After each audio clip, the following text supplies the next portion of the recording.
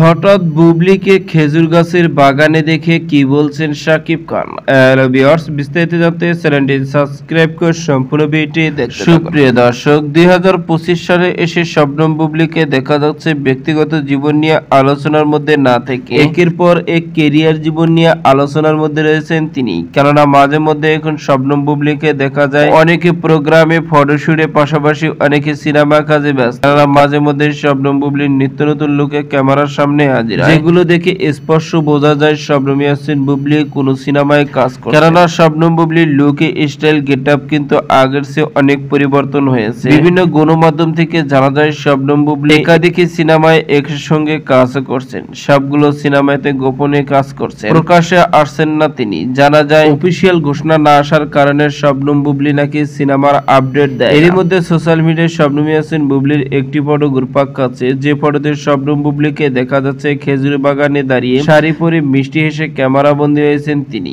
আর এই ফটোটি বর্তমানে সোশ্যাল মিডিয়া ভাইরাল। আর এবার বুবলির এই খেজুর গাছের বাগানে দেখে মন্তব্য করেছেন শাকিব খান। শাকিব খানের এক ঘনিষ্ঠ সূত্র থেকে জানা যায়, শাকিব খানের ভাষ্য, শবনম বুবলিকে খেজুর গাছের বাগানে দেখে আমি মুগ্ধ হয়ে গেছি। শবনম বুবলি হাজারো ব্যস্ত থাকিলেও মাঝে মধ্যে এমন সব কাণ্ড করে যেগুলো নিয়ে আলোচনায় আসে, আর আমি নিজেও মুগ্ধ হয়ে যাই তার প্রশংসা করার জন্য। কেননা শবনম বুবলির লুক, স্টাইল, গেটআপ অনেকটাই ভালো লাগে। খেজুর গাছের লুকটি আমার কাছে আরো অনেক সুন্দর লেগেছে, এমনই মন্তব্য শাকিবের। তো সুপ্রিয় দর্শক, ভিডিওটি আপনার কাছে ভালো লাগলে একটা লাইক দিন। নিত্য নতুন ভিডিও আপডেট পেতে চ্যানেলটি সাবস্ক্রাইব করুন। অসংখ্য ধন্যবাদ পুরো ভিডিও করার জন্য।